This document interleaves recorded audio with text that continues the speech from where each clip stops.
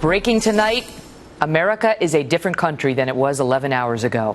A landmark ruling from a sharply divided U.S. Supreme Court clearing the way for same-sex marriage in all 50 states.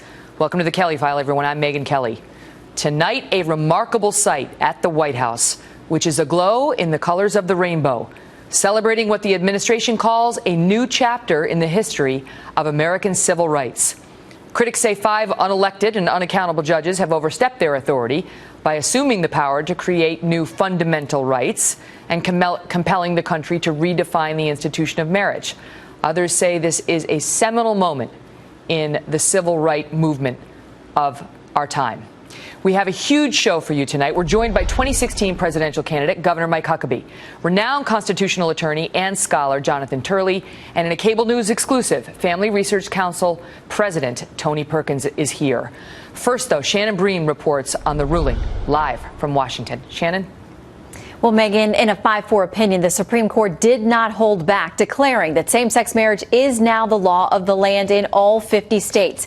Justice Kennedy, writing for the majority, said this, quote, "The plaintiffs respect marriage so deeply that they seek to find its fulfillment for themselves," adding, "They ask for equal dignity in the eyes of the law. The Constitution grants them that right."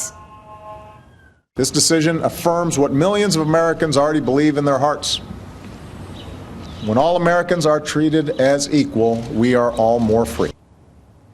Each of the 4 dissenting justices wrote his own opinion, including the Chief Justice, John Roberts, who characterized the opinion this way, quote, "The majority's decision is an act of will, not legal judgment. The right it announces has no basis in the Constitution or this court's precedent." He went on to ask, just who do we think we are?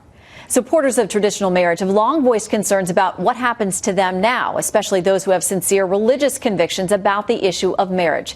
Justice Kennedy addressed that, saying this, "The First Amendment ensures that religious organizations and persons are given proper protection as they seek to teach the principles that are so fulfilling and so central to their lives and faiths, and to their own deep aspirations to continue the family structure they have long revered." But nearly all the dissenting justices seemed unconvinced, warning that cases like the ones we've seen involving Christian florists, photographers, and bakers who declined to take part in same-sex ceremonies and were punished as a result will continue.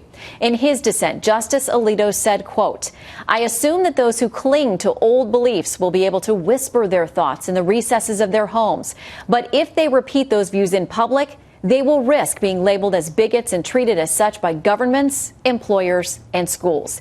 It seems now almost certain that one of those religious liberty cases is likely to land on the court's docket within the next year or so. Megyn? Shannon Bream, thank you so much.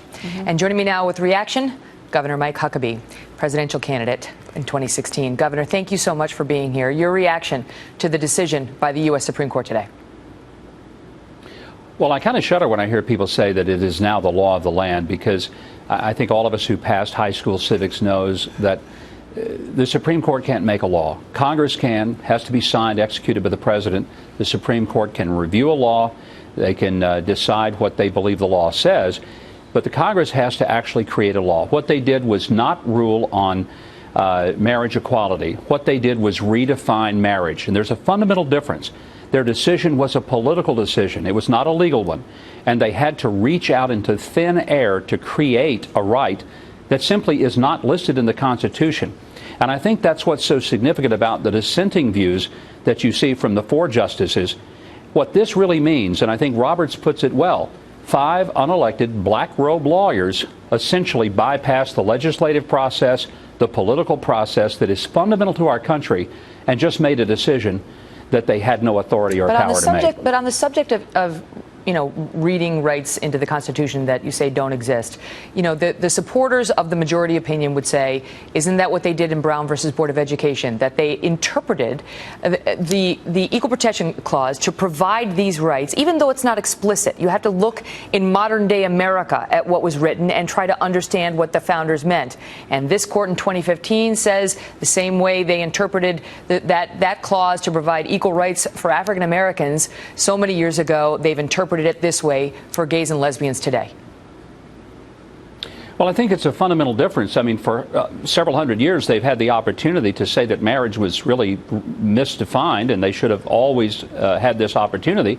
Even previous Supreme Court cases that dealt with marriage or dealt with homosexuality never assumed that there was a civil right of a person to redefine the very institution of marriage. And Megyn, again, this is not just about a sameness of love. This is something far greater than that, far more encompassing that.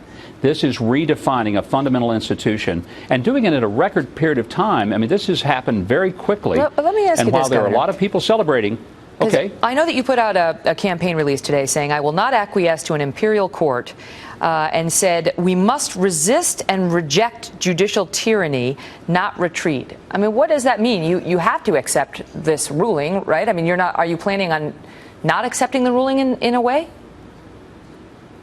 Well, how do we accept something that is on its face unconstitutional? Well, I mean, has the Congress yet acted? How do you not Have accept they yet it? It's the said that Supreme this Court's is job to interpret the Constitution and tell us what it means. And like it or not, they do get the final say unless the people decide to pass a constitutional amendment.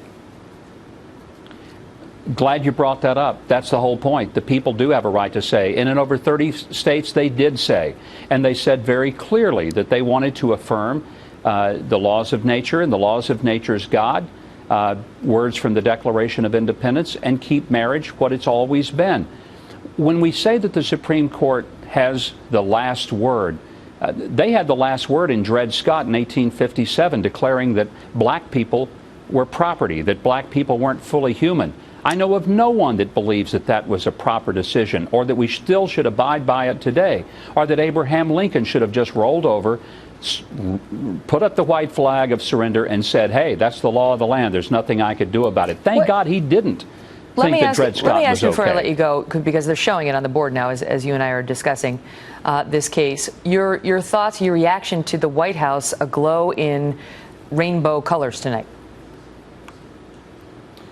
Well, again, this is a president who has pushed this agenda, but I remind Americans that this president believed, like I did back in 2008, or at least he claimed to, when he said that marriage was between a man and a woman. And here's what he said. He said that he believed that because as a Christian, God was in the mix. Now, one of three things happened. Either he was lying then, he's lying now, or God changed the definition of marriage between 2008 and 2012, and Barack Obama was the only one who got the new version. I just am amazed at how quickly this issue changed. I believe it's a reminder that a president can play a significant role in shaping culture, because I don't think we'd be here today if this president had not been such a staunch advocate and one of the leading voices to push for something that just 3 years ago he said he was against. He did take that position, and we're going to talk about the president's evolving views, as he put it, in just a bit. Governor, great to see you. Thank you for your reaction tonight. Thank you, Megyn.